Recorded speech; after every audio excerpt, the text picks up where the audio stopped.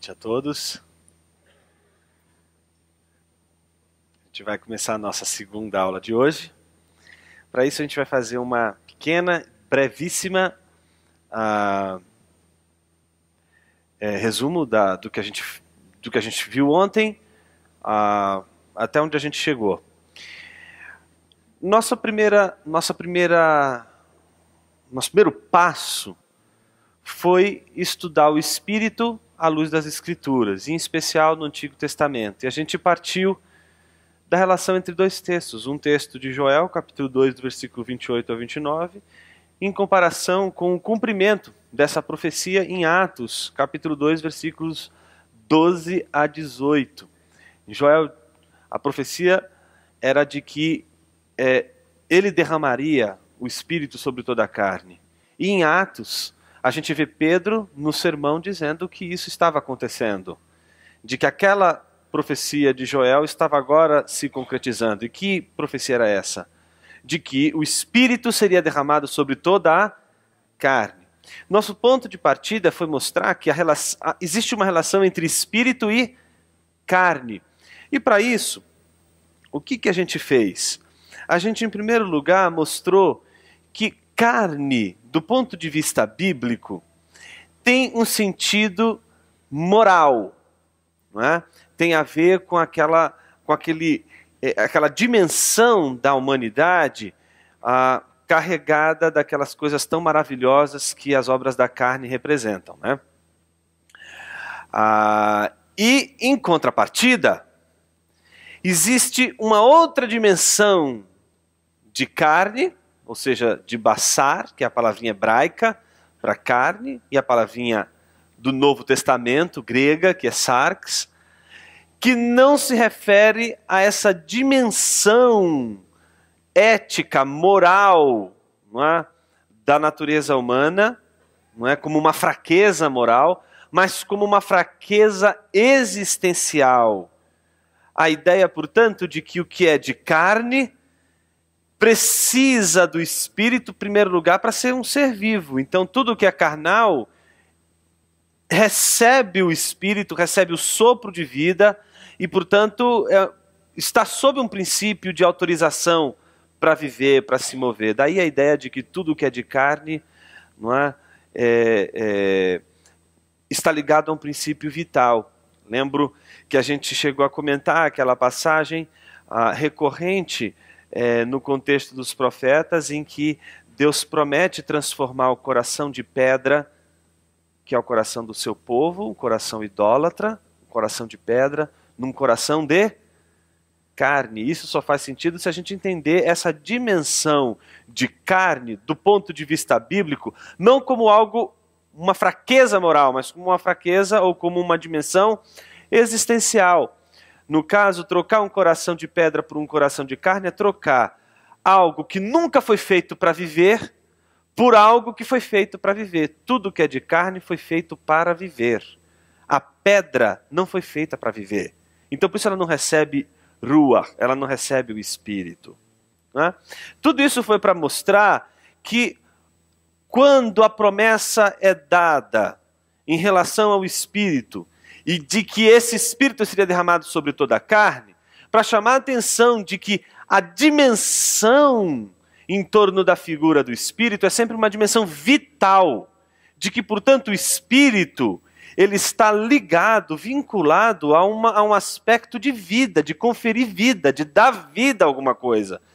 E, por isso, a gente analisou algumas passagens que apontavam, por exemplo, essa dimensão do Espírito, não é? Como um vento, como um fenômeno da natureza que provoca a mudança, que não é estático, que não é inerte, mas que está em movimento, que possui uma dinâmica. Portanto, o ruach, ou o Espírito, sendo visto, sendo percebido como algo que põe as coisas em movimento, que dá movimento às coisas. A gente viu também a dimensão de ruach como aquilo que dá vida, aquilo que concede a vida, a própria formação do homem. A gente leu aquela passagem, a famosa passagem de Ezequiel 37, do Vale de Ossos Secos, não é? Cresce a carne, mas neles não havia o Espírito. Então ele precisa que o Espírito seja dado àquele exército para que ele se ponha em pé, para que ele viva, porque enquanto não houver o Espírito, por mais que cresça tendões, tenha carne, tenha pele, não viverá. Nós vimos a dimensão desse Espírito como um poder criador, como aquilo que traz à existência o que não existe por si. Vimos também a dimensão do Espírito como um poder condutor, não é? O Espírito como aquele que conduz, que leva, por exemplo, o profeta de um lugar ao outro, não é? Que conduz, que direciona. Tudo isso é importante, porque isso tem a ver com a figura do Espírito Santo. Isso tem a ver com a ação do Espírito Santo no mundo. Tem a ver com o Espírito como a dimensão da ação de Deus no mundo, em especial na vida da igreja, modificando cenários, conduzindo, criando. Tudo isso faz parte da dimensão e daquilo que a gente chama de personalidade do Espírito Santo. Hoje, a gente vai terminar essa etapa, que a gente não conseguiu terminar ontem, vendo o Espírito como Deus. Até então, a gente viu a palavrinha ruach na sua multiplicidade de significados. Ora, ruach significava vento, ruach significava fôlego de vida, ruach significava vida, e agora a gente vai ver ruach como Deus. E para isso, eu gostaria de convidá-los a ler alguns textos comigo. O primeiro deles está em 1 Coríntios, capítulo 12.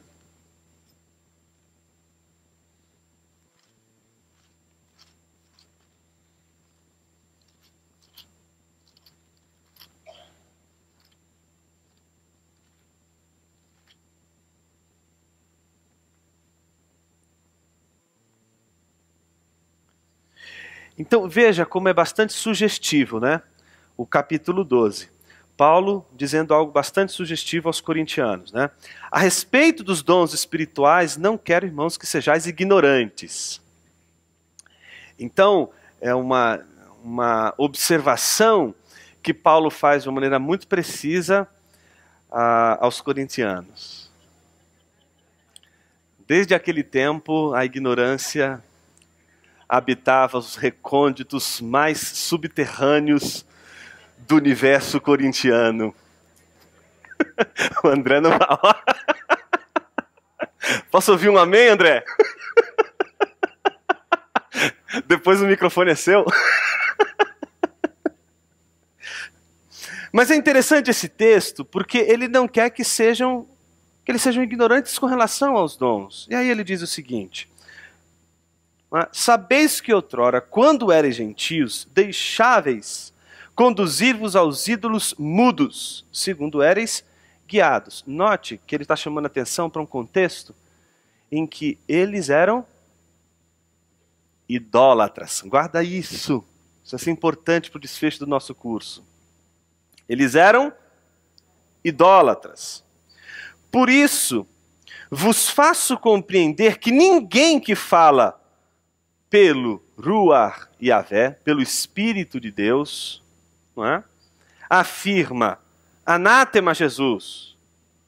Por outro lado, ninguém pode dizer Senhor Jesus, senão pelo Espírito. Ou seja, a condição para crer em Jesus, a condição para confessar Jesus, e não somente confessar Jesus, mas dizer que Ele é Senhor, ela só é possível por uma ação do Espírito de Deus. Ora, os dons são diversos, mas o Espírito é o mesmo. E também há diversidade nos serviços, mas o Senhor é o mesmo. Note que Senhor, que é o nome aplicável a Deus, note que no contexto principalmente romano, de perseguição dos cristãos, o maior desafio era em relação ao reconhecimento de Jesus como Senhor. Porque dizer que Jesus era Senhor, a palavra Senhor, que é a palavra Kyrios, ela era uma palavra que era aplicada ao imperador romano. Então dizer que Jesus é Senhor é dizer que ele é uma autoridade sobre você. Então, no contexto da perseguição aos cristãos, dizer que Jesus é Senhor, em primeiro lugar, era uma afronta em relação ao imperador romano. Mas, ao mesmo tempo, Kyrios é a tradução grega de Deus, do nome de Deus. Então, tudo isso reforçava a ideia de que, desde o princípio, a igreja já acreditava que Jesus era Deus. É importante que a gente perceba que no texto bíblico a gente já encontra elementos da crença da igreja primitiva em Jesus como Deus, a partir da confissão de Jesus como Senhor. Note que a mesma maneira de chamar e de dizer que assim como o Senhor é o mesmo, não é? Ele vai dizer acerca do Espírito, mas o Espírito é o mesmo. Ou seja, equiparando tanto o Senhor como o Espírito. Logo em seguida, e há diversidade nas realizações, mas o mesmo Deus é quem opera tudo em todos. Está vendo? Mesmo Deus, mesmo Espírito, mesmo Senhor. Tudo isso está sendo equiparado. Jesus está sendo equiparado. Não é? A manifestação do Espírito é concedida a cada um visando um fim proveitoso. Porque a um é dada mediante o Espírito a palavra da sabedoria, e a outro, segundo o mesmo Espírito, a palavra do conhecimento.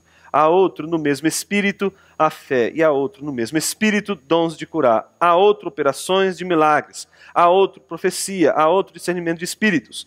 A um, variedade de línguas, e a outro, capacidade para interpretá-las. Mas um só e o mesmo Espírito realiza todas estas coisas, distribuindo-as como lhe apraz a cada um individualmente. Amanhã a gente vai trabalhar mais essa questão dos dons espirituais, da manifestação do Espírito, da plenitude do Espírito. Por ora, o que a gente precisa ter em mente com relação a esse texto é de que ele já é uma sugestão dentro do contexto da comunidade primitiva de que o Espírito Santo é Deus. Ora, se o corintiano entendeu isso, você vai entender fácil hoje. Está entendendo? Então, o Espírito Santo, ele é visto, o Espírito de Deus, ele já é concebido nesse contexto como Deus, porque as atribuições que são dadas a Deus, a Jesus como Senhor, também são dadas aqui da mesma forma e da mesma medida em relação ao Espírito. Uma outra passagem que reforça a ideia do Espírito como Deus, mais uma vez no Novo Testamento, Efésios capítulo 2, versículo 18.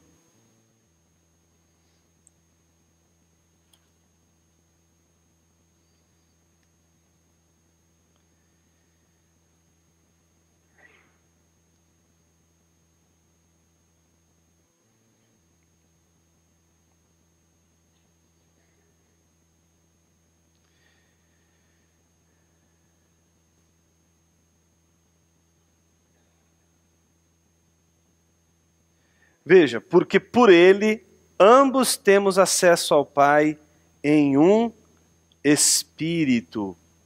Então, o Espírito numa relação com o Pai, numa relação com o Filho, ou seja, nessa obra em que Efésios vai destacar, a obra de Cristo relacionada ao Pai, ela também vai ser destacada em relação ao Espírito. Mais uma vez, a obra de Deus de reconciliação, nesse caso aqui, ela é trabalhada sempre na figura de Jesus, na figura do Pai, e note que o versículo 18 mostra e inclui o Espírito nessa relação de reconciliação do homem para com Deus.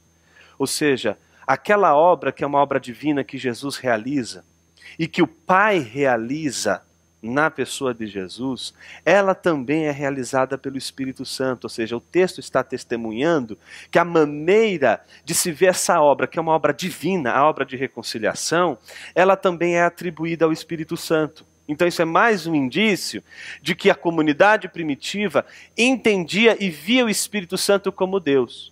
Naturalmente é importante que a gente já tenha isso logo em mente, para que a gente não entenda que o Espírito Santo é uma espécie de energia, uma espécie de força cósmica, não é? Ele é uma pessoa e ele opera justamente da mesma maneira e apesar das distinções na sua operosidade, o Espírito ele opera na mesma dimensão divina a qual está o status de Jesus e o status do Pai. O status do Filho e o status do Pai. Ou seja, essa obra que é chamada de reconciliação, a gente não pode dizer que ela é uma obra do Pai, do Filho e o Espírito Santo tem nada a ver com isso. Porque a própria comunidade primitiva, principalmente nessa passagem de Efésios, já nos mostra que eles viam na obra de reconciliação o papel fundamental do Espírito Santo. Isso é fundamental para a gente hoje. Porque a grande pergunta que a gente tem que se fazer é: qual é a missão do Espírito? Temos a missão de Deus, temos a missão do Filho. Qual é a missão do Espírito Santo? Essa missão tem a ver com o seu ser, com a sua personalidade. Por isso, tudo que a gente trabalhou ontem tem a ver com o que a gente precisa ter em mente para entender a obra e a missão do Espírito Santo. Uma outra passagem, ainda em Efésios, capítulo 3, versículo 16. Para que, segundo a riqueza da sua glória, vos conceda que sejais fortalecidos com poder, mediante o seu Espírito no homem interior. Olha só o que diz o versículo 17. E assim habite Cristo no vosso coração. Note que da mesma forma que o Espírito habita o interior, Jesus habita o coração, o mesmo atributo, a mesma maneira de se referir ao Espírito e à sua ação na igreja, é a mesma sendo dita a respeito de Jesus. Isso é mais um indício de que a igreja primitiva tinha plena consciência de que o Espírito Santo se tratava de Deus, e não de uma força, de uma energia. Efésios 4, do 1 ao 6. Passagem bastante conhecida de todos nós. Rogo-vos, pois, eu, o prisioneiro no Senhor, que andeis de modo digno da vocação a que fostes chamados, com toda a humildade e mansidão, com longanimidade, suportando-vos uns aos outros em amor, esforçando-vos diligentemente por preservar a unidade do Espírito no vínculo da paz. Há somente um corpo e um Espírito, como também fostes chamados numa só esperança da vossa vocação. Olha aí o comparativo mais uma vez. Há um só Senhor, uma só fé, um só batismo. Note que aquilo que é referido, que se refere ao Senhor como um só, também foi dito acerca do Espírito. Há um só Senhor, uma só fé, um só batismo, um só Deus e Pai de todos, o qual é sobre todos, age por meio de todos e está em todos. Note que nessa confissão a gente pode perceber aqui uma estrutura já trinitária. Refere-se ao Espírito, refere-se ao Filho, que é o Senhor, refere-se a Deus, que é o Pai. E todos esses três estão numa relação em que eles são concebidos de igual forma. Mais uma vez, mais uma passagem que nos dá indício de que eles tinham consciência de que o Espírito Santo é Deus. 2 Tessalonicenses capítulo 2, versículo 13 e 14.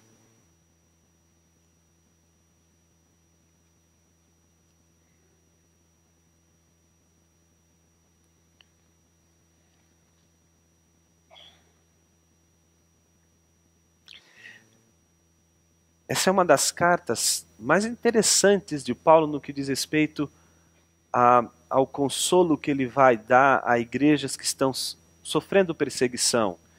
E são igrejas que elas estão tendo que lidar com esse fenômeno das implicações da perseguição. Uma igreja que tem que lidar, por exemplo, na sua membresia, com crianças que perderam seus pais porque seus pais foram, sei lá, devorados por leões. Mulheres grávidas que morriam, que eram martirizadas simplesmente por causa da fé em Cristo Jesus como Senhor. Então Paulo ele tem que lidar o tempo todo com a realidade dessa igreja perseguida nesse contexto violento.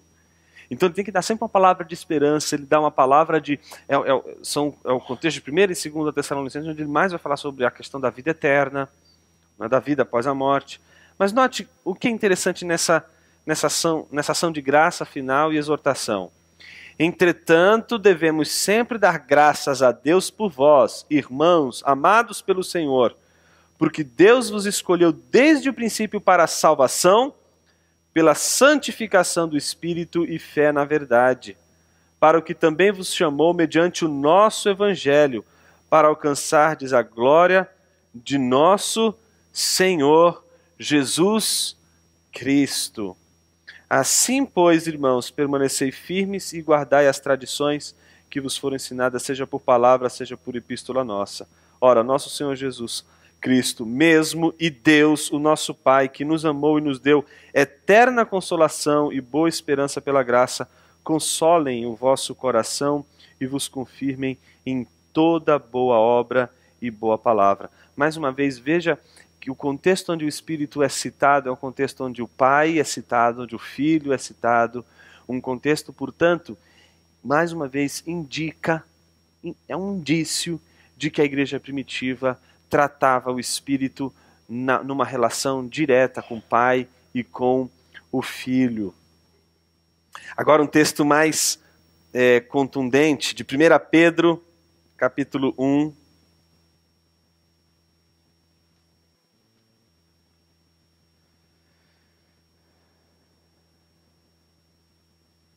versículo 2.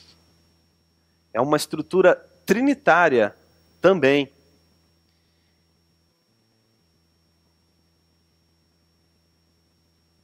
Imagine que ele está escrevendo para quem está vivendo fora de um contexto normal. Eles estão forasteiros, eles são estrangeiros, estão vivendo numa outra cultura, num contexto muito estranho. E olha o que Pedro diz, não é?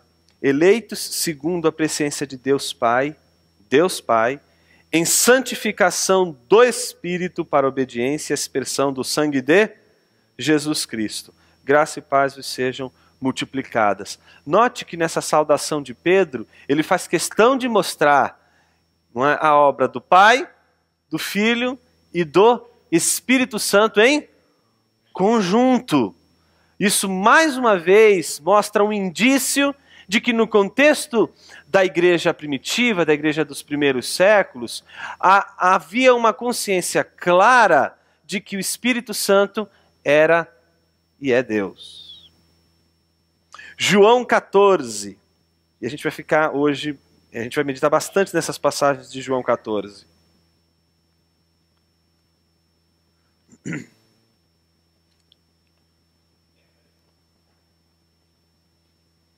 João 14, versículos 16 e 17.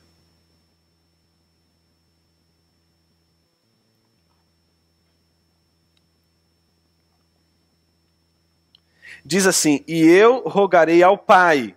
Quem que vai rogar ao Pai? Jesus, não é? E eu rogarei ao Pai, e Ele vos dará outro Consolador. Esse outro Consolador indica o que, gente? Que Jesus é Consolador. E que tem um outro Consolador. E que Ele vai rogar ao Pai para que o Pai envie esse outro Consolador. Então, note que João está mostrando nessa passagem, ele quer que o leitor, quando chegue nessa passagem, perceba isso. Perceba essa relação de Jesus com o Pai, e ao mesmo tempo ele se referindo a Jesus, e se referindo ao Espírito, equiparando a Ele mesmo, comparando com Ele mesmo. Está claro isso? Aí ele diz: eu rogarei ao Pai, e Ele vos dará outro Consolador, a fim de que esteja para sempre convosco. E ele diz quem é esse Consolador. Quem é esse Consolador? Versículo 17. O Espírito da verdade, que o mundo não pode receber, porque não o vê. Note isso. Não pode receber porque não consegue enxergar. Nem o conhece. porém vós o conheceis, porque ele habita convosco e estará em vós. Então é a famosa promessa da vinda do Espírito e da presença do Espírito entre aqueles que seguiam a Jesus.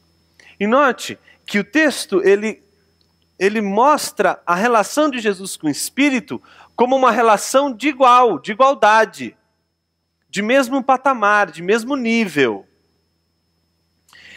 Comparado a essa passagem, versículo 25 e 26 diz uma coisa bem interessante. Olha só, isto vos tenho dito, estando ainda convosco, mas o Consolador, o Espírito Santo, a quem o Pai enviará em meu nome. Está percebendo mais uma vez a fórmula trinitária presente na passagem? Não é? Então, mas o Consolador, o Espírito Santo, a quem o Pai enviará em meu nome, ou seja, o nome de Jesus, esse vos ensinará todas as coisas e vos fará lembrar de tudo o que vos tenho dito. Então, no contexto dessa promessa que Jesus faz do Espírito, qual está sendo a função, qual está sendo a missão do Espírito, gente? Ensinar, lembrar, fazer conhecer. O mundo não conhece, mas vocês conhecem. Então, note que há uma relação profunda entre Espírito e conhecimento da verdade. Por isso ele é o Espírito da verdade. Porque o Espírito Santo, ele é o responsável por todo e qualquer conhecimento da verdade. Note que isso tem que ser levado à radicalidade suprema. O que isso significa? Que qualquer verdade nesse mundo é obra da revelação e da iluminação do Espírito Santo. Por isso, Calvino tem uma coisa muito interessante quando ele diz assim, diz uma coisa bem interessante, diz assim, olha, todas as vezes que você olha, por exemplo, para um cara que não é cristão e chegou a um conhecimento verdadeiro e você diz assim, ah, não, mas ele não é cristão, então isso que ele está falando não pode ser uma verdade, você está negando a obra de iluminação do Espírito sobre a mente desse cara que não é cristão. E você está dizendo que aquilo que o Espírito Santo fez na vida dele não é verdadeiro. A ideia, portanto, é de que tudo aquilo que o Espírito ilumina, tudo aquilo que é verdadeiro, é obra de iluminação do Espírito Santo. E nesse sentido, é tão interessante porque às vezes a gente faz uma espécie de divisão da seguinte maneira, né? Se eu sou cristão, eu sou contra tudo. Então, se alguém disse alguma coisa, por mais que seja verdadeira, mas está na boca de alguém que não é cristão, então se diz, ah não, então não é verdadeiro, não é confiável. No entanto, a gente tem que aprender que existe uma dimensão da graça comum de Deus. A maneira de Deus fazer e iluminar a mente humana em todo o seu alcance. O sol não nasce só para justos. O sol nasce para todos. Assim o Espírito Santo também ilumina a mente de quem não é justo. Alguém que conhece a verdade alguém que não é cristão, por exemplo, pode ter um conhecimento verdadeiro, sem dúvida. E isso não impediria você de glorificar a Deus quando este alguém, por mais que não compartilhe a sua fé, chega ao conhecimento da verdade. E por isso você pode simplesmente chegar e louvar a Deus dizendo, Senhor, como Tu és maravilhoso. Por isso. Eu tenho um amigo que, eu brinco com ele, que todas as vezes que eu vejo um ateu, defendendo com unhas e dentes que Deus não existe, eu fico olhando aquilo e glorificando a Deus. Você é doido? Como é que o negócio... Sim, porque olha, se você entende a dimensão do Espírito, como o Espírito do conhecimento, você vai entender que o ateu, quando está tentando provar que Deus não existe, para provar que Deus não existe, ou para tentar provar que Deus não existe, ele já tem que usar uma dádiva de Deus, que é a inteligência.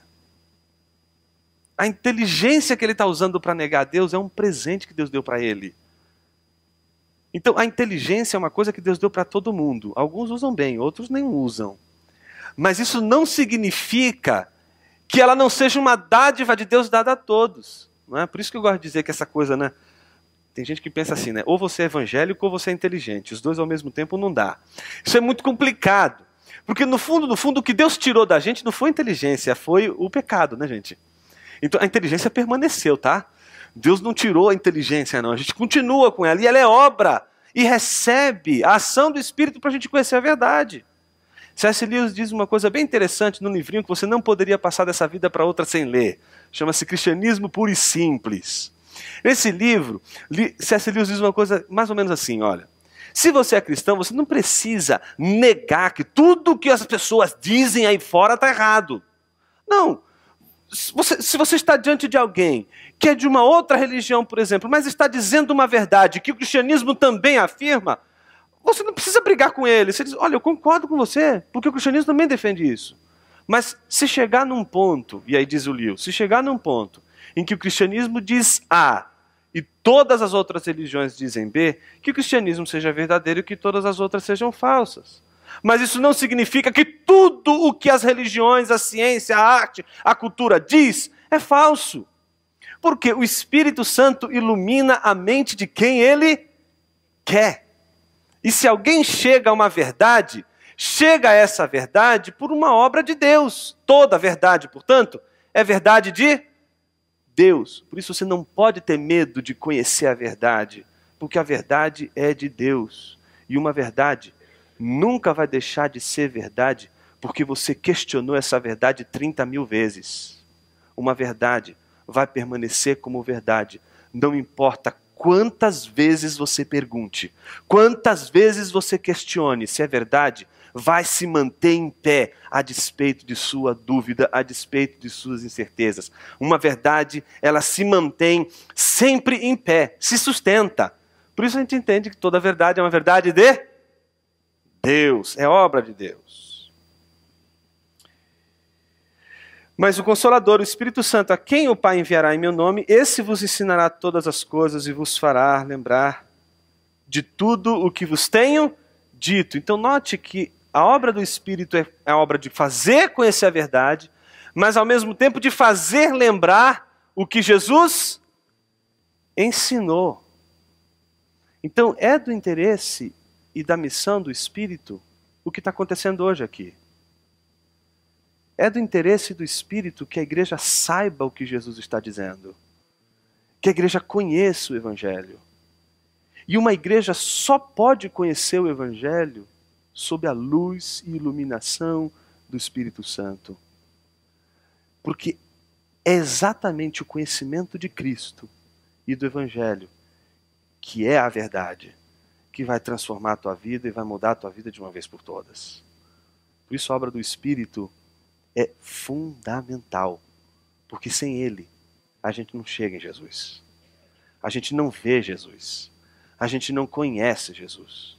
A gente conta com a iluminação do Espírito. Mas note mais uma vez, só para você não esquecer, que o versículo 17 diz: o Espírito da verdade que o mundo não pode receber. E por que não pode receber? Porque não vê. Qual é o problema do mundo? Cegueira, não consegue enxergar. Isso a gente vai falar daqui a pouquinho. O porquê disso tudo. 15, versículo 26 e 27. Mais uma vez, Jesus dizendo: quando, porém, vier o Consolador, que eu vos enviarei da parte do Pai. Note mais uma vez a estrutura trinitária, né? Mais uma vez o Espírito, Jesus e o Pai sendo considerados numa equiparação. Né? Da parte do Pai, o Espírito, mais uma vez, o Espírito da verdade, que dele procede. Vamos ler juntos? Esse dará testemunho de mim. Vamos repetir juntos? O Espírito dará testemunho de Jesus. Então, qual é a missão do Espírito? Testemunhar Jesus. Ser testemunha de Jesus. Ensinar e fazer lembrar tudo o que Jesus disse, tudo o que Jesus falou. O que o Espírito Santo é? A nossa memória evangélica. A gente esquece as coisas com muita facilidade, porque a nossa cabeça é a cabeça de ovelha. Você sabe que a ovelha, desculpa, mas O exemplo é bíblico. Infelizmente, a ovelha é o bicho mais tonto da face da terra, né? É o bicho que tem menos memória. Se você pega um cão ele consegue se perder e, dependendo da situação, ele consegue voltar para a casa dele. Tem memória. Não é? Um cão pode enterrar o osso e saber que o osso está lá e no dia seguinte vai lá e desenterra. Mas uma ovelha jamais faria um negócio desse, porque não sabe, não tem memória. Memória pequena. Por isso que a ovelha é um bicho tonto, porque qual é a situação da ovelha? Está o precipício aqui, né? O precipício está aqui. Aí a ovelha se desgarra. Ela vai. Tonta. Para onde que ela está indo? Para o abismo. Se ela não conta com o pastor, o que vai acontecer com ela? Ela vai cair. Por isso o pastor ele tem cajado e vara. O cajado, ele pega e... Opa! Alça lá a ovelha, puxa a ovelha, busca a ovelha e fala aí, não, vamos voltar para o aprisco. E quando ela chega lá, o que o pastor faz com a ovelha? Põe ela no colo, pega a vara e dá-lhe nas duas patinhas traseiras da ovelha. Né? Então vai ser mais ou menos assim. Quando a gente traz a ovelha, o pastor resgata a ovelha com o cajado, põe ela no colo, põe as duas patas aqui, pega a vara e bate. Quando ele bate, o que a ovelha faz? Ai! Doeu! Mas como ela é ovelha, no dia seguinte o que acontece? Para onde que ela está indo? Para o abismo. Ovelha gosta de abismo. Ela tem uma atração fatal pelo abismo. Mas aí vai lá o pastor com o cajado e pesca lá a ovelha. Põe a ovelha no colo, pega a vara, pumba. Isso. Mas como boa ovelha, e a brasileira inclusive não desiste nunca, né? Ela quando vê um abismo, ela quer ir para o abismo. Vai no terceiro dia lá para o abismo, o pastor faz o quê?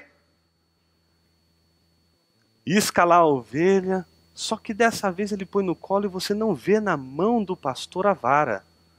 Você fala assim, ih, hoje não vai ter surra.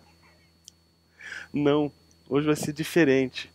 Ele pega as duas patas traseiras e faz assim, ó. Ah, tem que doer mais, viu? Aí você fala assim, pastor malvado. Malvado seria ele fazer o seguinte, olha, eu avisei uma, eu avisei duas. Esse pastor, ele vai trabalhar com o problema da ovelha.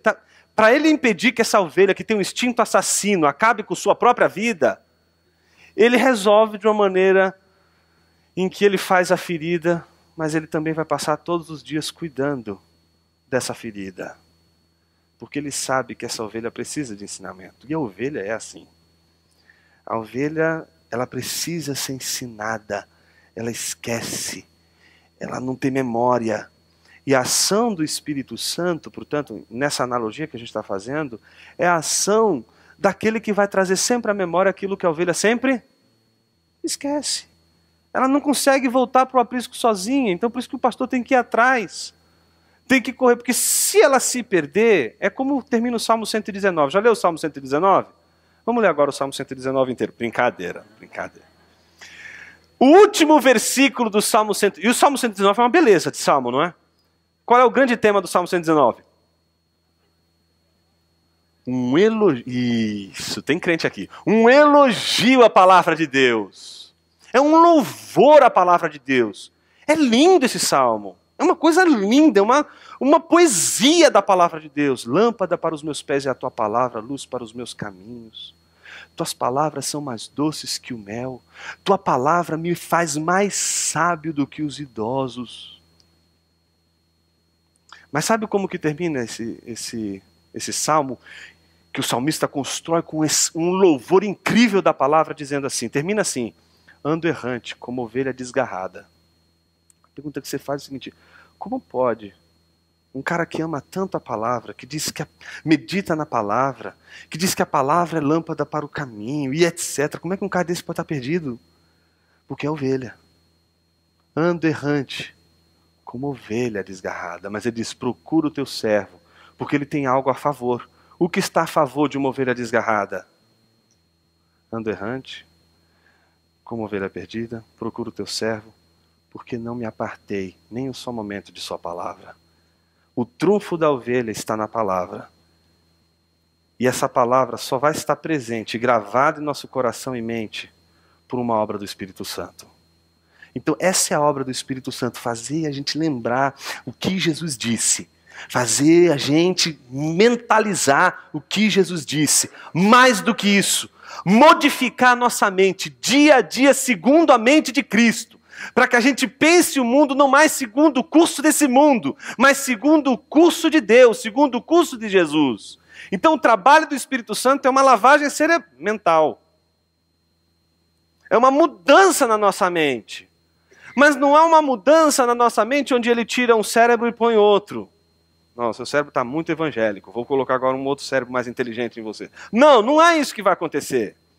Não é uma troca de mente. Ele não vai colocar uma mente mais profunda em você para daqui a pouco você falar sobre coisas mais profundas do que o evangelho.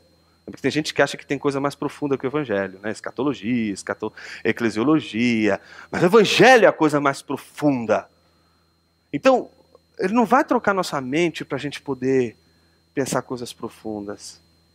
Ele vai trabalhar na nossa mente, com todas as limitações da nossa mente. E essa obra é uma obra do Espírito. Portanto, eu estou fazendo toda essa digressão. Você deve estar perguntando assim, Jonas, por que você está falando isso? Porque o Espírito Santo tem tudo a ver com inteligência, gente. A gente tem uma tendência a achar que o Espírito Santo tem tudo a ver com irracionalismo. Com coisas que a gente não entende, com mistério, com coisas, né, extremamente confusas, que a gente fala assim, mas é do Espírito. Então, se é coisa que a gente não entende, a gente já diz logo que é do Espírito. E eu estou tentando mostrar que o que é do Espírito é aquilo que apela para a nossa inteligência, é aquilo que traz luz e entendimento para o coração. Onde um povo é alcançado pelo Espírito Santo, esse povo cresce no conhecimento. Esse conhecimento se transforma em vida, se transforma em mudança de vida. Não é o conhecimento teórico para simplesmente mostrar que sabe. É o conhecimento que serve para a vida, é o conhecimento que traz vida. Por isso o Espírito da vida. Uma outra passagem importante, 16, e aí a gente encerra com essa sessão de textos, do versículo 13 ao 14. E eu considero essa passagem uma das mais importantes de hoje. Fundamental para o que a gente vai trabalhar hoje. João capítulo 16, versículo 13 e 14. Aliás, a partir do versículo 12, olha que coisa interessante. Tenho ainda muito que vos dizer, mas vós não o podeis suportar agora. Então Jesus quer dizer um monte de coisa, mas agora não vai dar para dizer não. Vocês não vão aguentar o que eu vou dizer agora. Porém, quando vier o Espírito da verdade, o que esse Espírito vai fazer, gente? Guiará a toda verdade. Ou seja, qual é a missão do Espírito? Ensinar, guiar e nos conduzir para a verdade. Nos tirar do engano e nos colocar na verdade, no real e não no ilusório. Mas olhe como Jesus se refere agora. Ele nos guiará a toda a verdade. Por quê?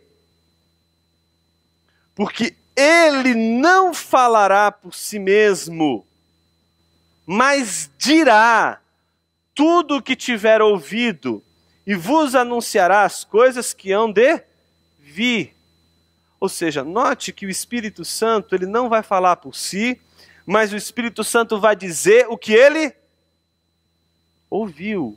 Ou seja, o que ele ouviu de Cristo é o que ele vai dizer, o que ele vai falar. Então não tem o que a gente vai encontrar uma unidade no ensino de Jesus e na obra de manutenção do ensino de Jesus, que é uma obra do Espírito Santo na vida da igreja. Então qual é a missão principal do Espírito Santo na vida da igreja? Fazer com que a igreja não esqueça de Jesus. Porque como ovelhas, a gente tem memória fraca.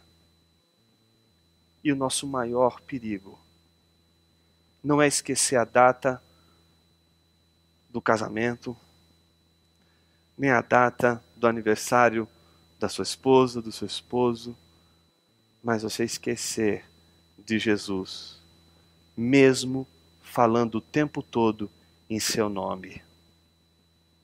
A missão do Espírito é fazer com que Cristo seja visto, percebido, contemplado, vivido, conhecido pela igreja. E, obviamente, não só pela igreja, não só para a igreja, mas para toda a humanidade. Eu quero explorar um pouquinho mais sobre isso hoje. E Jesus conclui dizendo o quê? O que o Espírito vai fazer? Ele me glorificará. Tem gente que quando olha esse tipo de passagem, ou aquelas passagens em que em Deus ele fala da exigência dele por sua glória, fica escandalizado, né? Tipo assim, meu, Deus é muito narcisista. Compra um espelho. O problema de Deus é um espelho, ele precisa de um espelho. Por esse negócio de querer tanta glória, a gente às vezes se pergunta uma coisa dessa, mas por quê? Eu vou dizer para você, ainda bem que Deus ele busca glorificar-se a si mesmo e todas as pessoas da Trindade se glorificam a si mesmas. Ainda bem, porque isso significa que elas não conseguiram encontrar algo que seja mais belo, mais digno de glorificação do que elas mesmas. Porque se as pessoas da Trindade conseguissem encontrar algo que fosse mais belo, mais inteligente, mais digno de glória do que elas, era para lá que a gente tinha que olhar, e não para a Trindade. Então Deus glorifica a si mesmo, e Deus olha para si mesmo e diz, não existe nada mais belo e mais maravilhoso do que eu, deve ser um motivo para você dobrar o seu joelho e glorificar todos os dias.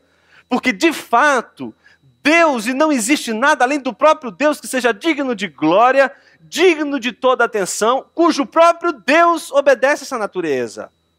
Então, se existisse uma coisa que fosse mais valiosa do que Deus, o próprio Deus estaria voltado para essa coisa. E aí nós não deveríamos olhar para Deus, mas sim para isso que Deus está olhando. Portanto, é muito interessante como a visão cristã de mundo, ela nos dá uma visão consistente de Deus. Ela nos dá uma visão em que não tem como a gente observar toda a revelação de Deus e diante da revelação escriturística de Deus, não se curvar diante não só da beleza da narrativa cristã, mas diante da inteligência divina. Então, ele me glorificará. Ou seja, qual é a missão do Espírito Santo? Glorificar quem? A Cristo. Note que o centro, então, da obra do Espírito Santo, qual é? Qual é o centro da obra do Espírito? A igreja? Não.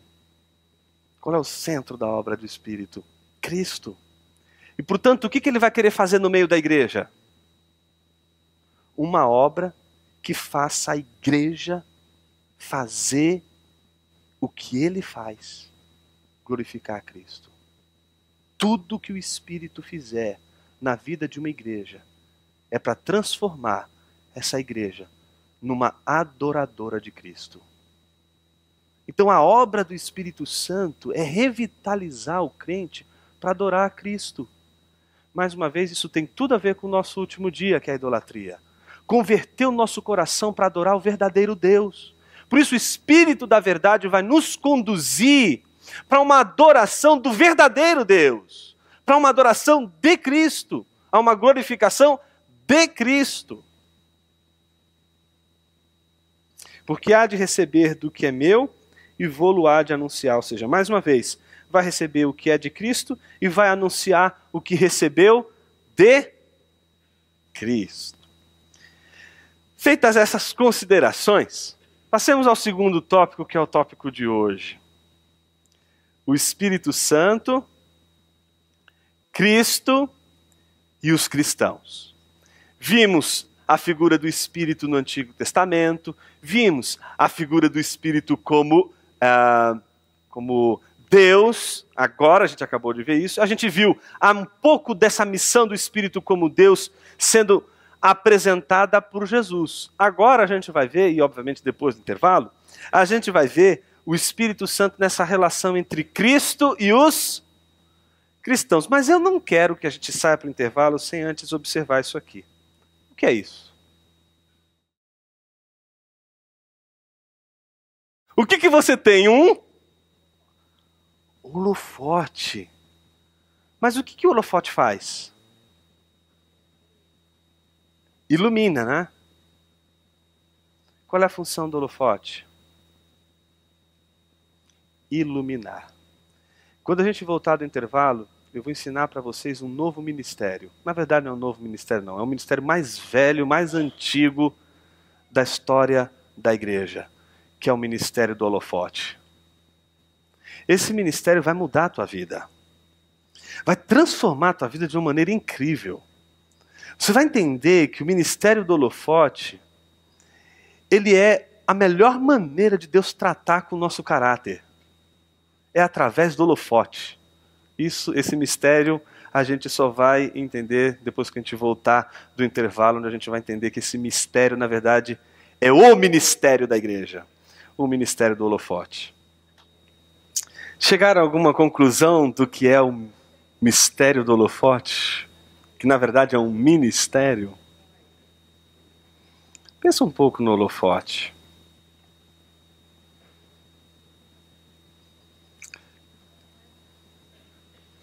Qual é a missão do holofote? Destacar o que realmente merece atenção, né? E o holofote não merece atenção nenhuma. Essa é a beleza do holofote. Essa é a beleza do ministério do holofote. Porque o holofote, ele não ilumina a si mesmo. Ele traz luz para aquilo que verdadeiramente merece a atenção. A gente precisa de pastores do holofote, de ministros de música do holofote, de missionários do holofote, de uma igreja do holofote. Só assim o pastor some e Cristo aparece. Só assim o missionário some e toda a obra de Cristo aparece. Só assim o músico some e Cristo aparece. Porque tudo o que é feito não é para trazer luz para si mesmo. Por isso, conhecer o Espírito Santo é uma experiência radical na vida. Porque é uma experiência, em primeiro lugar, de confronto com uma espécie de anseio adâmico dentro da gente que tem quase que por natureza uma inclinação, uma vontade de pegar o holofote e virar para si mesmo. A gente quer ser visto, não é? A gente quer ser percebido. Um dia Jesus estava ensinando os discípulos. Me veio agora esse texto, e eu acho que esse texto é muito, muito lindo. É um dos trechos do Sermão da Montanha. O mais lindo, o mais profundo e o mais belo sermão já pregado na face da terra. Porque não foi um sermão pregado por um pregador qualquer, mas foi o sermão que Deus pregou. E ele diz assim: por que vocês andam ansiosos com relação às coisas da vida? Não é a vida mais importante do que todas as coisas? Por que vocês estão preocupados? Isso só acontecia lá naquela época, hoje não acontece isso. Por que vocês estão preocupados com comida, bebida e vestes e roupa? Vocês não sabem que quem se preocupa com isso são os gentios? São os pagãos, melhor dizendo? Eles é que preocupam com essas coisas porque eles não têm um pai como vocês têm. Observem as aves dos céus. Você não vê nenhuma... Tem gente que quando pega essa passagem, a teologia da prosperidade adora essa passagem para dizer o seguinte: olha, meu, a bênção vai chegar na tua casa, fica tranquilo. Mas você nunca vê um passarinho adulto, né, no ninho com a boquinha esperando a comida chegar, né? Então Deus dá o alimento para o passarinho, mas o passarinho tem que andar, tem que viver. O passarinho tem que correr a vida. Ele tem que se desenvolver na vida. Ele vai encontrar o alimento no decorrer da vida. Então, ali não é fiote de passarinho, não é passarinho mesmo, tá? Então, a gente tem que fazer essa observação para não entender o texto errado. Então, veja, se o vosso Pai, está falando para os seus discípulos, o vosso Pai dá de comer para os passarinhos, Ele não daria de comer para vocês? E aí Jesus olha para eles e diz assim, já pediu para eles olharem para os pássaros, né? Agora Ele pede para que eles olhem os lírios do campo. Observem os lírios do campo. Aí os discípulos estão olhando lá o lírio do campo, e aí a gente pensa, nossa, que coisa linda, parece uma obra de arte. Obra de arte coisa nenhuma, era capim na época, aquilo ali é comum, é o que eles estão acostumados a ver o dia todo. Ninguém nota um lírio do campo. O lírio do campo é coisa que não é para ser vista, assim, ninguém vê o lírio do campo. O lírio do campo está lá, é o corriqueiro. Não é aquela flor, aquela planta que você vai olhar e dizer assim, que coisa linda, quero ter no jardim da minha casa. Não, ninguém tinha no jardim de casa o lírio do campo. O lírio do campo é do campo. Mas ele está pedindo para que eles observem os lírios do campo. Mas note, Jesus não diz isso. Observem os lírios do campo, como ele diz, observem os pássaros. Ele diz assim, observe como crescem os lírios do campo. Quando a professora de ciência vai ensinar para a criança a vida, o que é a vida, não é? Porque a gente está falando da vida, né? O que é mais importante. Existe alguma coisa mais importante do que a vida? Então, quando é que a professora ensina a vida e o crescimento de seres vivos para uma criança? Quem aqui já colocou o feijãozinho no algodão? Então você foi para a escola. O que é? Quando a professora pega lá e fala assim, tá lá minha filha com o bendito do algodãozinho, coloca o feijãozinho. A professora diz assim, olha agora, Heloísa, você olha para esse algodão com o feijãozinho e fica olhando aí, anotando tudo. Fica olhando. Professora, eu preciso fazer outra coisa? Não, é só olhar para o algodão e fica olhando até a hora que você vai ver ele crescer. É isso mesmo, professora? É assim que ela faz? Não, né, gente? A pessoa não vai fazer uma loucura dessa, né? A professora vai ensinar a criança a fazer o seguinte, olha, você põe lá o feijãozinho no algodão, anota o que você viu hoje. Aí no dia seguinte acorda, vai lá e... O que aconteceu de diferente? Cresceu uma florzinha, uma folhinha, apareceu isso. Aí ela vai anotando, né? No meu caso aqui, se for florzinha, já não foi mais um feijão, foi outra coisa. Mas enfim, vai anotando. Por quê? A gente não tem essa capacidade de perceber as coisas crescerem, principalmente um lírio do campo. A gente só consegue perceber que o lírio do campo cresceu quando ele já cresceu. A gente não consegue perceber o lírio crescendo. Os lírios do campo são como filhos. Quando a gente vê, cresceu. A gente não fica vendo o filho crescer. É engraçado isso, né? Você vê aquela coisa pequenininha ali. E você, é o dia a dia, você está olhando, você não fica vendo ela se transformando, né? Aí vira o tamanho que ela é. Não é assim, não é? É uma coisa quase que imperceptível. Você não percebe crescendo, e quando você vê, já cresceu. Então, o que Jesus está dizendo para os discípulos é, observem como crescem os lírios do campo. E como crescem os lírios do campo? Sem serem percebidos. O lírio do campo cresce a despeito dos homens não perceberem ele crescer. Mas você nunca vai ver um lírio do campo assim, que droga, minha vida é uma droga, ninguém me percebe crescer, eu estou há 30 anos nessa igreja, ninguém olha para mim. Não, o lírio do campo está resolvido com os homens. Porque o lírio do campo é o seguinte, eu não vou cobrar dos homens o que eles não têm a capacidade de perceber. Eles não vão perceber eu crescer. Mas Deus percebe o lírio do campo crescer. Ele percebe que o lírio do campo cresce. Ele percebe, portanto, que o lírio do campo tem um movimento de crescimento. Portanto, observar como crescem os lírios do campo é, em primeiro lugar, observar que os lírios do campo cresceram e a gente não percebeu eles crescendo. De que o que a gente percebe já é a obra pronta. A gente não percebe o andamento da coisa. Então a gente às vezes não consegue perceber a obra de Deus na nossa vida. Em outras palavras, a gente não consegue perceber a ação do Espírito em nossa vida. Ele está agindo, mas a gente não consegue perceber. Na verdade, quando a gente percebe, já foi, está aí. O lírio do campo está aí. A obra do Espírito está aí. O interessante é que o Espírito percebe a obra de Deus. O Espírito conhece a obra de Deus. Mas você e eu não. Nós não fomos feitos com a capacidade de compreender, de ver, de notar a ação de Deus no mundo. O que a gente foi feito com a capacidade de perceber é o que Deus faz, o que Deus já fez, o que Deus realizou. Mas Ele agindo, a gente tem uma dificuldade enorme. A gente tem uma dificuldade de perceber isso. E é interessante porque, no fundo, mais uma vez essa passagem é interessante porque ela mostra também, a gente pode pensar a partir dela, uma certa necessidade que a gente tem de lutar contra isso, não é? De querer ser notado. Então, a obra do Espírito na nossa vida, e puxa vida, eu queria que as pessoas notassem isso.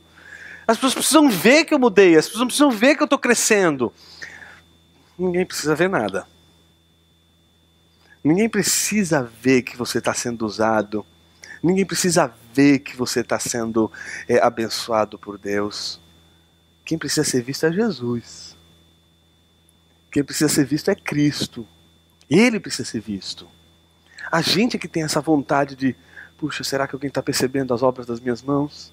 Será que as pessoas estão percebendo o que Deus está fazendo através de mim? Essa é aquela coisa do holofote, né? A luta do holofote que está querendo virar para cá, né?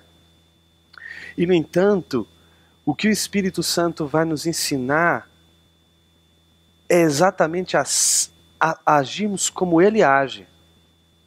E note, isso é uma coisa interessante.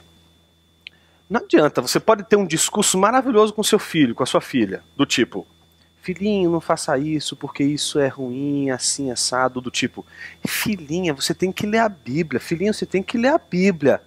Meu filho, se você não lê a Bíblia, ele não vai ler a Bíblia nunca, porque a gente ensina filho não é com discurso, a gente ensina filho é com exemplo. É com exemplo que a gente ensina filhos. Então não adianta nada você dizer, não pode jogar papel na rua, papai, filhinho. Aí você chega lá e joga o papel na rua. Seu discurso não vai ter absolutamente nenhum poder. Porque o que tem poder pedagógico de ensinar é o exemplo. A gente ensina com exemplo. É o exemplo, o paradigma da imitação dos filhos. Os filhos imitam. Então eles imitam os exemplos que eles têm. Nesse sentido, o Espírito Santo quer ensinar à igreja uma coisa que faz parte da sua ação, da sua missão, do seu jeito de ser. Ele tem a missão de testemunhar Cristo. E para que a igreja ela siga exatamente esse mesmo padrão, ela vai ter que ter um exemplo. E quem é o exemplo da igreja? É o Espírito Santo. Nesse sentido, gente, a gente tem dois objetivos hoje aqui. O primeiro é mostrar que a missão básica, fundamental, elementar do Espírito Santo é glorificar a Cristo. Isso já deve quebrar um monte de paradigmas nossos. Por exemplo, não é missão do Espírito Santo dar para você uma experiência gostosinha.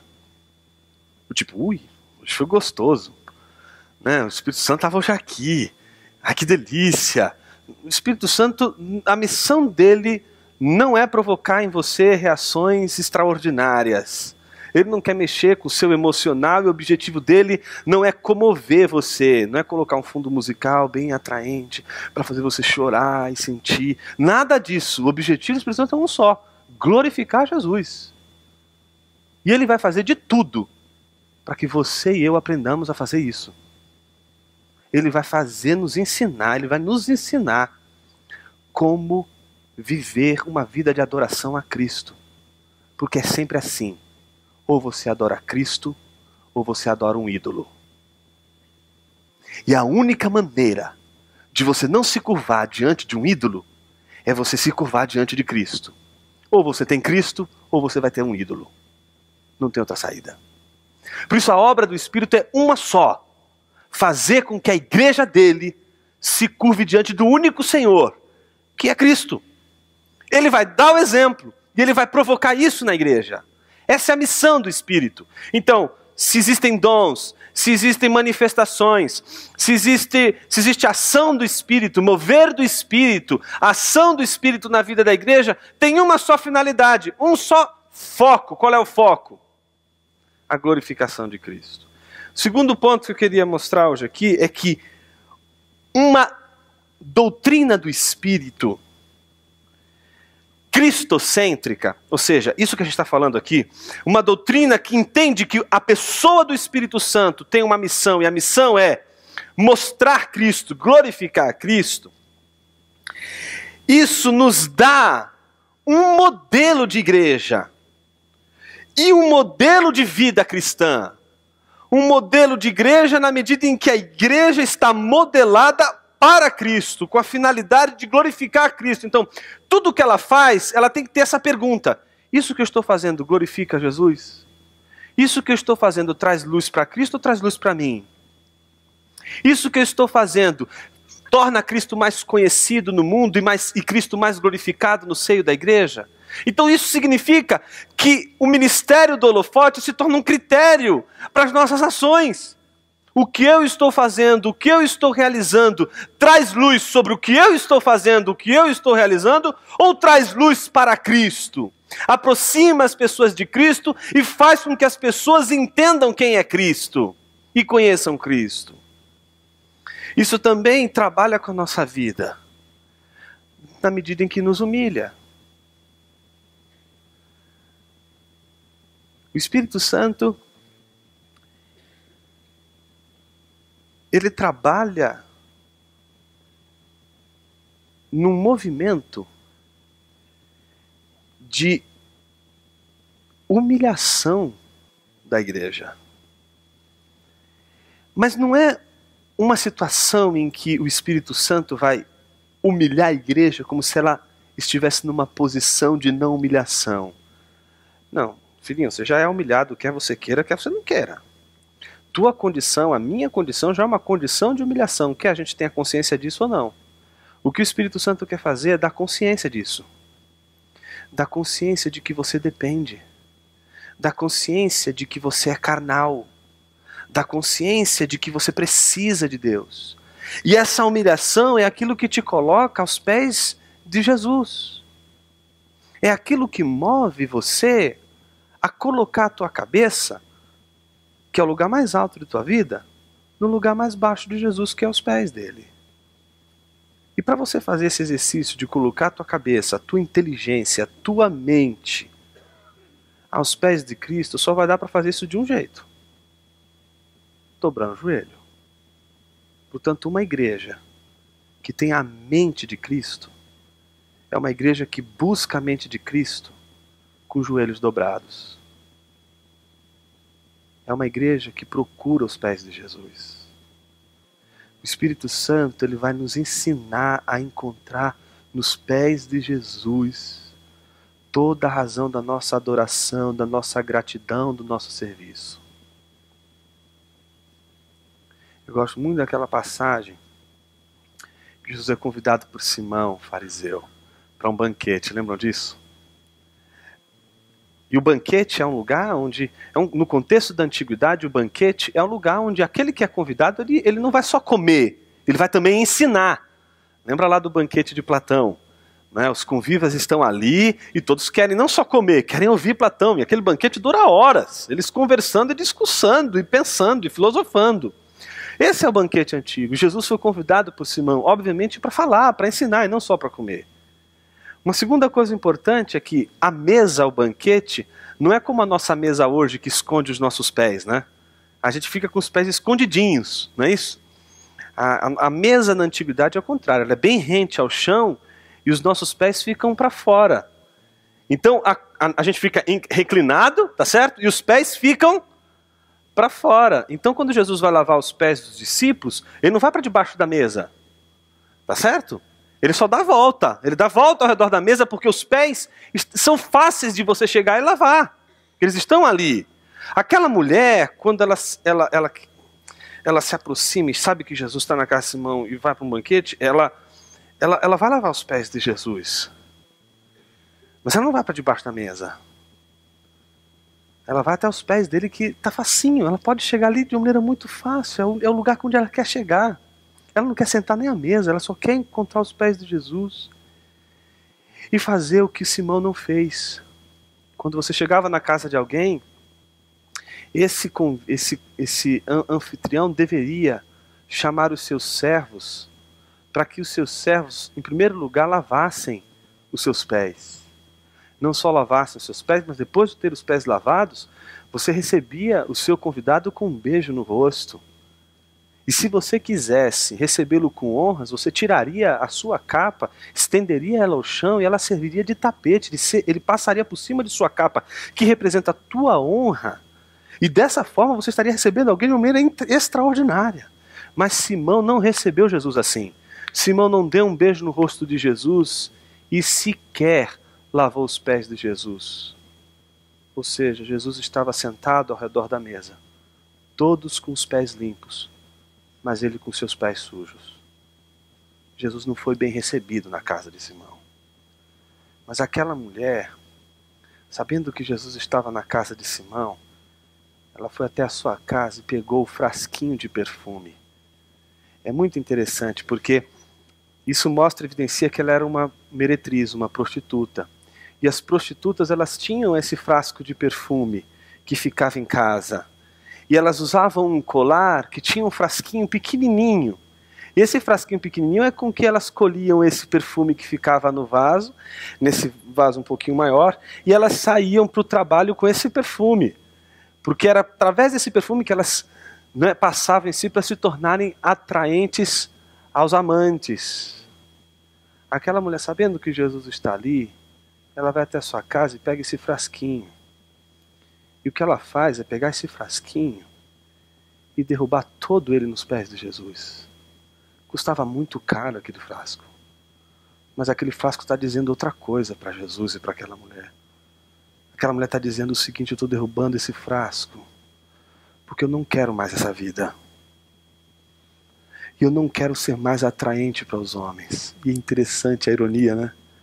O perfume está sob os pés de Jesus, o que de fato deve atraí-la.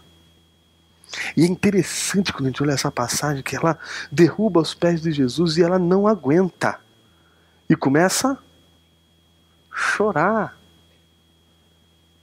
aos pés de Jesus. Essa é a intenção dela. A intenção dela é derrubar o frasco de perfume.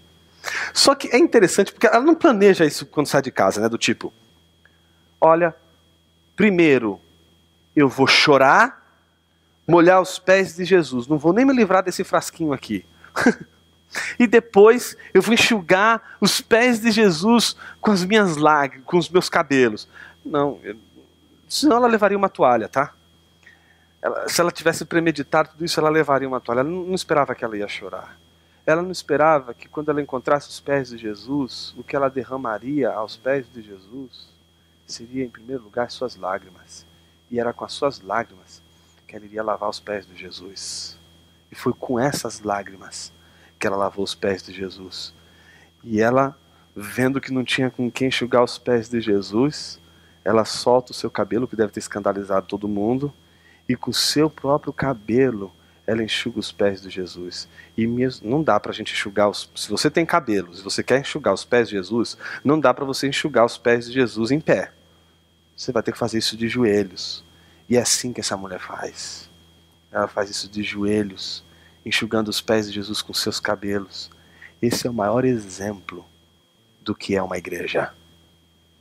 Uma igreja é sempre uma pecadora que resolveu se desfazer do frasco, desse perfume que não tem mais absolutamente sentido para a sua vida. Quer se desfazer disso. Encontra na obra de Jesus gratidão. Agradece Jesus pelo que ele fez. Encontra aos pés de Jesus motivo para agradecer, para adorar e servir a Jesus. E fazer em Jesus o que ninguém fez. Então é muito interessante quando a gente olha essa passagem e pensa na realidade da igreja. Obviamente que estou fazendo uma transposição para que a gente pudesse pensar que a obra do Espírito Santo é uma obra que tenta fazer isso com a gente. Tenta fazer a gente ter essa experiência dessa mulher. A experiência da prostração, da humilhação, da consciência da humilhação, de que o melhor lugar que uma igreja pode viver é aos pés de Jesus. Isso significa sob o senhorio de Cristo. Quando Paulo vai ensinar aos Colossenses, de vez em quando ele tinha que ter um outro foco de ação, né? Não dá para ficar batendo só no corintiano. Então vai lá nos Colossenses. E quando ele chega nos Colossenses, ele quer ensinar para os Colossenses uma coisa: quem de fato é soberano? Jesus. E aí o que ele faz com os Colossenses? Ele diz: gente, Deus nos transportou do império das trevas para o reino do Filho do seu amor. E a metáfora que ele está usando ali é a metáfora do transplantar. Tirar algo com raízes e plantar em outro lugar. Não é simplesmente pegar você que estava nas trevas e colocar agora na luz. Não, é como se você fosse uma planta. E ele está tirando você com raízes de um lugar e plantando você em um outro terreno. Paulo sabe que aquela igreja é uma igreja de gentios e que antes eles pensavam assim: minha relação com a minha mulher é minha relação entre eu e minha mulher, e a referência sou eu. Minha relação entre eu e o meu servo é a relação entre eu e meu servo apenas, e a referência sou eu mesmo. Minha relação entre eu e meu filho é uma relação entre eu e meu filho, e a referência entre eu e meu filho sou eu mesmo. E agora Paulo está dizendo: mudou. Vocês vão ter que aprender a conviver com uma outra realidade em que agora, esposas, amem os seus maridos, mas não é amem aos seus maridos tendo vocês como padrão de referência. Amem aos seus maridos como convém ao Senhor. Esposos, amai vossas esposas como convém ao Senhor. Filhos, obedeçam aos seus pais como convém ao Senhor. Note que o que Paulo está tentando mostrar é que agora tem um terceiro. E esse terceiro é a referência. Você já não pode mais olhar para a tua esposa, olhar para o teu filho, olhar para o teu empregado, olhar para o mundo à tua volta, para o teu patrão, ou seja, para qualquer ambiente de relacionamento, sem que na sua relação, sem que no seu olhar, não esteja a presença de Cristo como referência. Ou seja, a gente já não pode mais olhar ninguém sem antes olhar esse alguém em referência a Jesus, esse alguém em relação a Jesus. Tudo muda quando a gente enxerga Jesus na vida. A gente já não olha mais um filho meramente como um filho e tomando nós mesmos como referência. A gente já olha para um filho dizendo assim: eu não sou o Senhor. Cristo é o Senhor. E eu vou olhar meu filho, vou olhar minha filha em relação a Cristo. Eu não vou mais olhar o meu filho em relação a mim, o que eu quero, o que eu desejo, o que eu anseio, e tomando apenas a mim como referência. Está entendendo? Isso vai mudar. Mas isso é uma obra que o Espírito Santo, sempre é o Espírito Santo que vai fazer. É o Espírito Santo que vai sempre trazer luz sobre Jesus, para que você veja Jesus em todas as esferas de ação da vida. Porque essa é a ação do Espírito. Nesse livrinho que eu estou indicando para vocês, que se chama Na Dinâmica do Espírito, o J.I. Packer diz uma coisa muito interessante. É dele a expressão ministério do holofote. Olha o que ele diz: o Espírito Santo é, por assim dizer, o holofote oculto, ou seja, ele não aparece, mas que focaliza a sua luz no Salvador. Como é que você sabe que uma igreja está plena, cheia do Espírito Santo? Quando você vê o Espírito Santo? Não. Como é que você sabe que ela é cheia do Espírito Santo? Quando Cristo está sendo visto. Basta Cristo ser visto, ser notado, ser compreendido, e a gente vai saber que essa igreja ela é dominada pelo Espírito Santo. Então, qual é o indício, a evidência de uma igreja cheia do Espírito? Em primeiro lugar, Jesus está sendo visto, Jesus está sendo conhecido, o ensino de Jesus está sendo entendido, compreendido, fazendo resplandecer. É como se o Espírito, olha que coisa linda isso, estivesse de pé por detrás de nós, como se fosse um cinema, né? Por detrás de nós, lançando luz sobre o nosso ombro, sobre Jesus que está à nossa frente, olhando para nós. Sabe qual é o momento do dia que você vê Jesus olhando para você? É aquele momento em que o Espírito Santo está trazendo luz sobre Jesus. Se um dia você viu Jesus, ou teve consciência de que Jesus se preocupar com você, está com seus olhos voltados para você, é porque o Espírito Santo te iluminou. Ninguém seria capaz de ver o amor de Jesus sobre si mesmo se o Espírito Santo não tivesse mostrado, iluminado. Então, se em algum momento você sentiu o seu coração quebrantado diante de Jesus, é porque isso é obra do Espírito Santo na tua vida. Ninguém confessa Jesus Cristo Senhor, senão pelo Espírito Santo. Para concluir essa citação dele, a mensagem do Espírito para nós nunca é: olhe para mim, escute-me, venha a mim, conheça-me. Não é? Essa é a grande tentação dos ministérios voltados para a centralidade do Espírito Santo. Eles estão querendo saber tudo sobre o Espírito Santo, e o Espírito Santo está dizendo assim: gente, eu quero que vocês saibam tudo sobre Jesus. Ou seja, tudo que a gente está aprendendo dele hoje aqui, e durante esses dias, é simplesmente para saber que ele não é o foco, de que o foco é Cristo. E ele será glorificado todas as vezes que a igreja vê Cristo e glorificar Cristo. Então veja como o Parker está dizendo: olhe para mim, escute-me, venha a mim, conheça-me. Não é o recado do Espírito Santo para a igreja. O recado do Espírito Santo para a igreja é: olhe para ele, ouça-o, escute as suas palavras, vá a ele e tenha vida, conheça-o e prove do dom de alegria e paz. Ou seja, a ação do Espírito Santo é convocar a igreja para imitar Jesus, convocar a igreja para ver Jesus, convocar a igreja para seguir Jesus, convocar a igreja para ser discípula de Jesus, para seguir Jesus e ter Jesus sempre no horizonte da sua vida, no horizonte de sua caminhada. Então, nesse sentido, gente, o papel do Espírito Santo será sempre um papel de despertamento da igreja para ver a obra de Cristo Jesus. É muito interessante isso. Vocês lembram daquela passagem que diz: qualquer pecado que for cometido contra Cristo ser-lhe-á perdoado, mas aquele pecado que for contra o Espírito Santo será imperdoável. Eu me lembro que quando eu era pequeno na igreja, ainda criança na igreja, eu vi uma mensagem exatamente nesse tom, dizendo assim: se você pensar uma besteira do pai, haverá perdão para você. Se você pensar uma besteira do filho, haverá perdão para você. Mas se você pensar uma besteira do Espírito Santo, e aí eu já tinha pensado.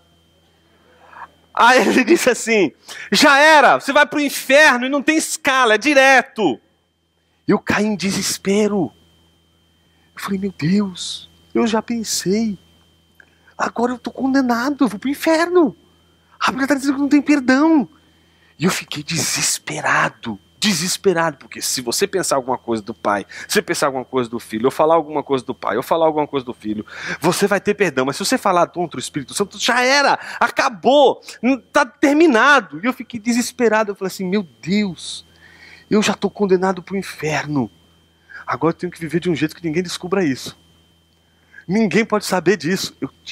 Eu lembro de madrugadas que eu acordava assim, transpirando, sonhando. A imagem que eu tinha era a seguinte: eu via a igreja assim diante de mim, todo mundo assim, né? Aí eu olhava meu pai com a mão na cabeça, minha mãe dizendo, chorando, as pessoas olhando assim pra mim. E eu falei assim: e agora eu tô aqui no inferno, todo mundo tá sabendo. E eu acordava desesperado, eu falei: meu Deus, eu tô condenado. Eu lembro que eu orava: mas por que eu estou orando? Eu já estou condenado. Aí eu tocava bateria na igreja. Meu Deus, por que eu estou tocando bateria? Eu estou tocando aqui, eu sou uma farsa.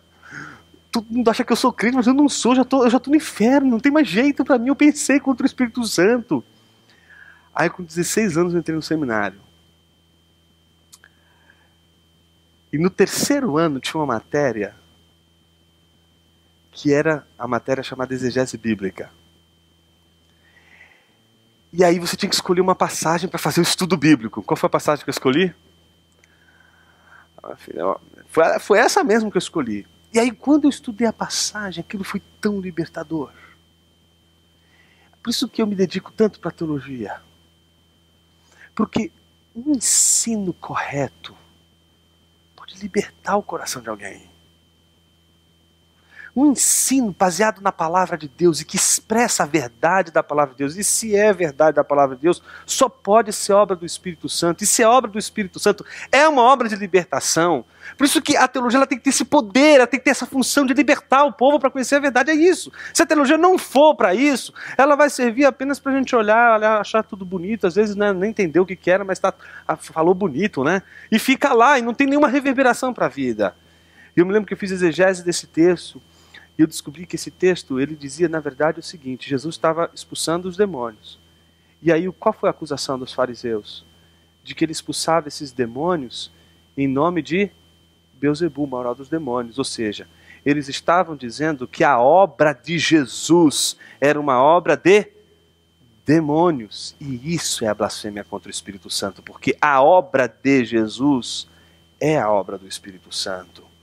Por isso, quando você afirma ou nega a obra de Cristo Jesus, não é você negar, tem gente que acha assim, né? Nossa, não posso falar que o irmão ali, sei lá, fez uma coisa estranha, está dizendo que é do Espírito, mas eu acho que é do diabo. Aí você diz uma coisa dessa, cuidado, irmão, você pode estar blasfemando contra o Espírito Santo. Não tem nada a ver com isso, gente. É explicitamente em relação a Jesus. É você dizer, por exemplo, que a obra que Cristo realizou na cruz é obra de demônios, não é obra de Deus. É você dizer, e não só dizer, você acreditar nisso, que a obra que Cristo realizou é obra de demônios, é você blasfemar contra a obra de Cristo, que é a obra do Espírito Santo. Esse era o problema. Por isso que Jesus estava dizendo que eles não teriam perdão se eles pecassem contra o Espírito Santo, porque pecar contra o Espírito Santo era fazer aquilo que eles estavam fazendo, dizer que a obra de Jesus, a obra que Jesus estava realizando, era a obra de demônios. Isso mostra, gente, uma coisa importantíssima, de que o que o Espírito Santo, a obra que Jesus está fazendo na vida da igreja, a obra que Jesus realizou e a obra que ainda está sendo realizada na igreja, ela só pode ser feita sob os auspícios, sobre a ordem, sobre o governo, sobre a ação do Espírito Santo. Então não existe absolutamente nada que glorifique a Cristo na igreja que não tenha o dedo do Espírito Santo. Então, por isso você dizer que aquilo que Jesus fez, a obra que Jesus fez, não é uma obra de Deus, mas obra de demônios, se constitui uma blasfêmia contra o Espírito Santo. Ou seja, não é você pensar compartimentado, né, do tipo, então eu posso avacalhar com Jesus que está tranquilo. Não é isso que o texto está dizendo. O texto está chamando a atenção para a obra do Espírito Santo, para a obra que o Espírito Santo realiza. E Jesus realizou essa obra. Por último, existe o ministério do holofote, que é esse ministério do Espírito que glorifica a Cristo, como a gente viu no texto de Jesus. Ele enviará o Consolador, e o Consolador estará para sempre conosco, e a missão dele é glorificar a Cristo. Não é? Existe uma outra missão do Espírito, e essa missão obviamente está ligada a esse objetivo de glorificar a Cristo, que é a missão do testemunho interno. Calvino diz uma coisa muito interessante sobre essa missão do Espírito, e a gente termina com isso. A palavra de Deus é semelhante ao sol, ilumina a todos a quem é pregada, mas não produz fruto entre os cegos. Lembra que Jesus, quando vai dizer aos discípulos sobre a obra do Espírito, que ele chama a atenção de que aqueles que estão no mundo estão cegos? Pensa nisso. Uma pessoa que é cega, tanto faz se a luz está acesa ou se a luz está apagada. Ela não vai conseguir enxergar. Mas faça o contrário. Cure a cegueira de alguém. Esteja alguém curado de sua cegueira, mas esteja num lugar onde não há luz nenhuma. Qual é a diferença? Vai conseguir ver a mesma coisa? Não vai conseguir ver também. Mas existe uma diferença. Qual é a diferença? Um problema está relacionado à própria pessoa, que não consegue ver porque os seus olhos não estão podendo, não estão capazes de ser usados para que ela possa enxergar, tá certo? E aí não importa se está trazendo luz. Por mais que seja iluminado, não vai conseguir enxergar porque existe uma natureza aqui que está carente e por isso não está conseguindo enxergar. Está entendendo isso? No entanto, imagine uma obra de cura em que aquele que estava cego agora pode enxergar, certo? Então essa obra de cura, o que que faz? Permite que alguém possa ver, não é isso? Mas é suficiente essa cura? Não. É necessário que ainda haja luz. Porque se não houver luz, não adianta nada você estar curado. Essa cura que abre os nossos olhos se chama regeneração, que é uma obra do Espírito. Qual é a obra do Espírito? Regenerar o homem. Por isso, o que é nascido do Espírito, ele enxerga as coisas do Espírito. É parte da obra do Espírito regenerar. Regenerar é como curar-nos de nossa cegueira. Mas não basta a regeneração. A gente não apenas precisa que o Espírito nos cure da cegueira, mas a gente precisa que ele traga luz. Porque se ele não trouxer luz, o que vai acontecer? Não vamos enxergar aquilo que devemos enxergar, aquilo que precisamos enxergar. Então, além de ser a missão do Espírito, a missão de glorificar a Cristo, é a missão também de iluminar nossa mente. Veja o que Calvino vai dizer. E nessa parte, todos nós somos por natureza cegos. Todos nós somos por natureza cegos. Por isso não pode penetrar em nossa mente, a não ser pelo acesso que lhe dá o Espírito, esse mestre interior com sua iluminação. Ou seja, então o Espírito Santo ele tem um papel fundamental na nossa conversão. O papel do Espírito Santo é o papel de curar nossa cegueira e iluminar para que a gente possa ver Cristo. Então, preste atenção, olha para mim, não pisca. Tem gente que acha assim, né? Os argumentos do Evangelho são esses, são fáceis, está tudo claro, tudo muito bonito. É isso. Se eu falar ponto 1, ponto 2, ponto 3, né, tipo Sermão Batista, ele vai se convencer de que o que eu estou dizendo é verdade e ponto. Então, se eu fizer o argumento certo, se eu trabalhar o argumento de uma maneira coerente, consistente, ele vai se converter. Porque não tem como eu falar a verdade para ele e ele não se converter. Aí você vai lá, todo animado, faz uma defesa, uma apologética da fé cristã e evangeliza. E ele olha para a sua cara e diz assim, eu estou muito bem. Tá? Não quero nada disso do cristianismo, não quero esse evangelho para mim. Aí você vira emo, né?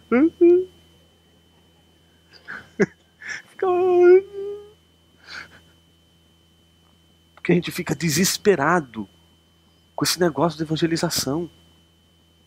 Olha como o holofote está na gente. Você acha mesmo que a sua capacidade, sua oratória, seu argumento, não é você que cura a cegueira não, viu? Quem cura a cegueira é o Espírito Santo. E quem ilumina é o Espírito Santo. O seu papel é um só, pregar. Mas quem vai convencer, quem vai dar o testemunho de Cristo, quem vai fazer a obra interior é o Espírito Santo. Nosso papel não é olhar e dizer assim, eu vou pregar e vai acontecer. Não. Nosso papel é pregar a verdade. Obviamente, se preocupar em apresentar os argumentos verdadeiros do Evangelho. Não é? Mas a obra final, aquela convicção que vem de dentro e que faz a gente se curvar diante do senhorio de Cristo, ela é uma obra do Espírito de Deus. É uma obra de Deus, é uma ação de Deus. E isso é maravilhoso.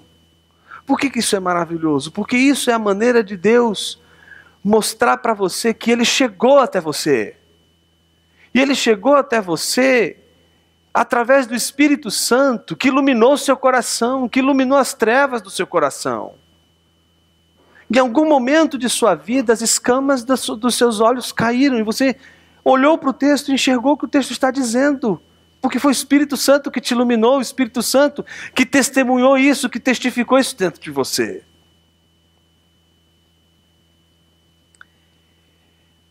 E nesse sentido, o Espírito Santo ele tem um papel fundamental de iluminação no nosso interior, no nosso coração. Isso traz uma implicação de dois lados. Ele é o Espírito da verdade. Ele, portanto, é o Espírito que vai revelar para você o que você tanto procura e não consegue encontrar.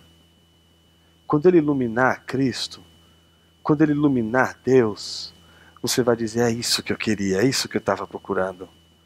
Mas o problema é que essa iluminação sobre Cristo também é uma iluminação sobre o seu coração. Ou seja, a obra do Espírito Santo não é fazer apenas que você conheça a Deus e a Jesus, e saiba quem é Deus e quem é Jesus. Mas a obra do Espírito Santo, sobretudo, é uma obra de iluminação sobre quem você é. É a descoberta da tua vida.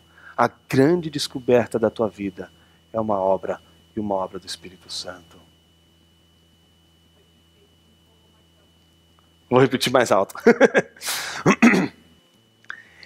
Toda a obra do Espírito Santo é uma obra que traz luz para conhecermos a Deus e conhecermos a nós mesmos. De tal maneira que a obra do Espírito Santo é uma obra que nos coloca diante de Deus, diante da verdade de Deus, mas diante também da verdade de quem nós somos. De uma tal forma que se o Espírito revelou para você quem é Deus, automaticamente ele revelou quem você é. E a gente faz isso quando a gente ora. Você já parou para pensar, quem aqui ora começando assim, Senhor? Quem costuma orar chamando Deus de Senhor? Faz bem, de vez em quando faz bem você fazer isso. Mas é interessante, por quê? Porque quem começa orando assim, Senhor, não só diz quem Deus é.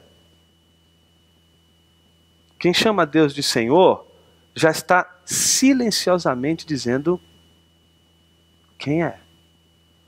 Se você diz Senhor, Deus está ouvindo, sou teu servo.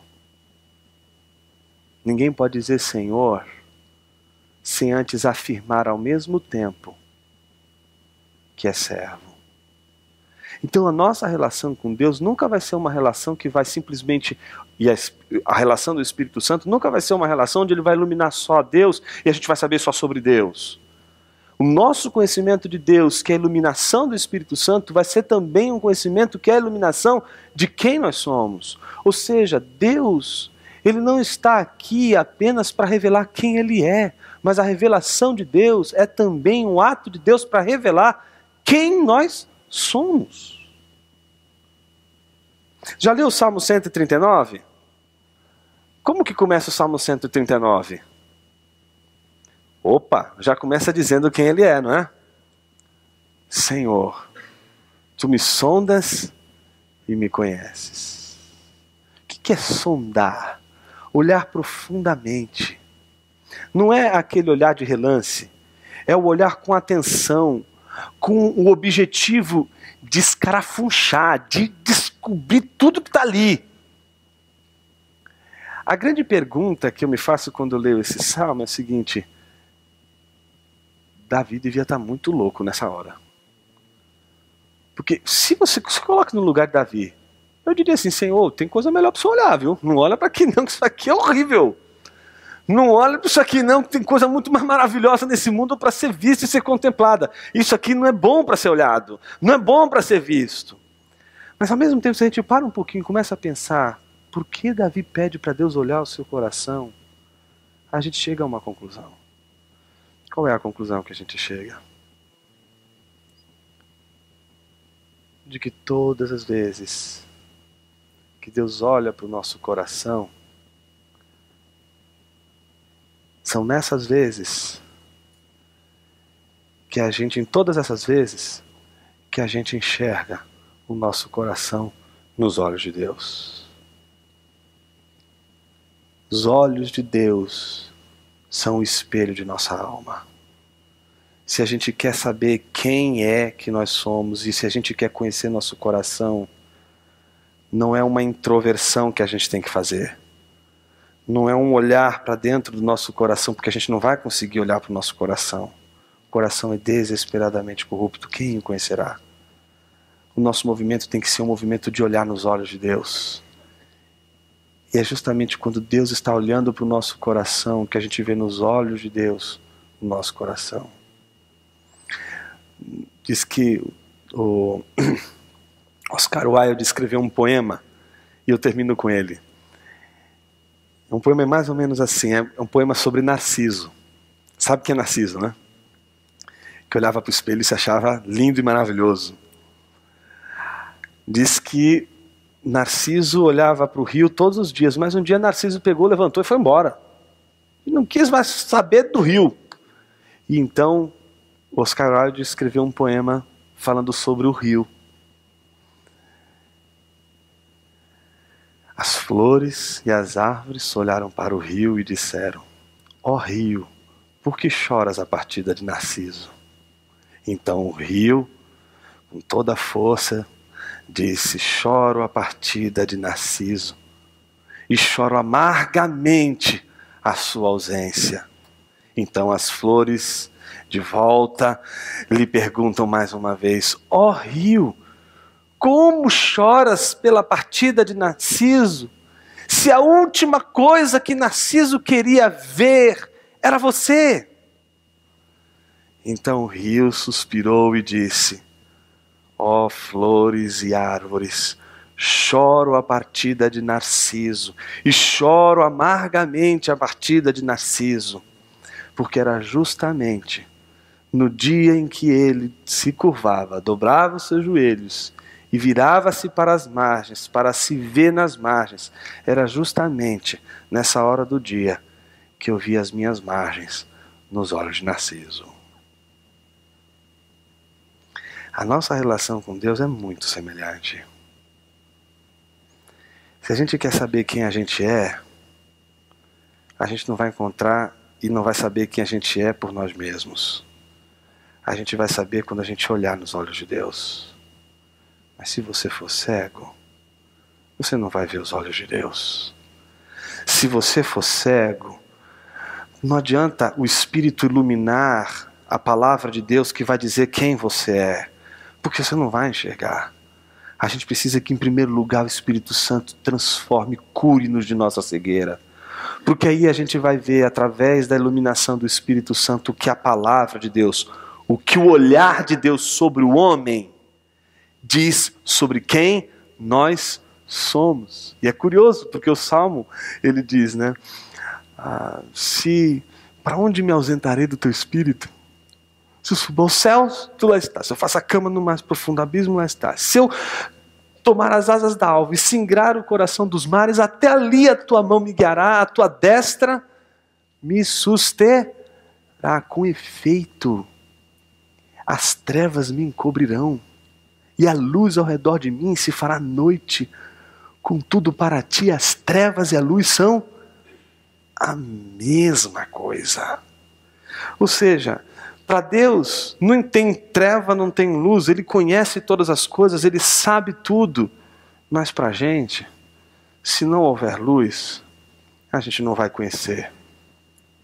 Se não houver o Espírito Santo atuando na vida da igreja, a igreja não vai conhecer Jesus.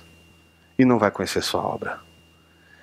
Que a gente possa voltar nosso coração para o Espírito Santo, entendendo em primeiro lugar qual é a sua missão.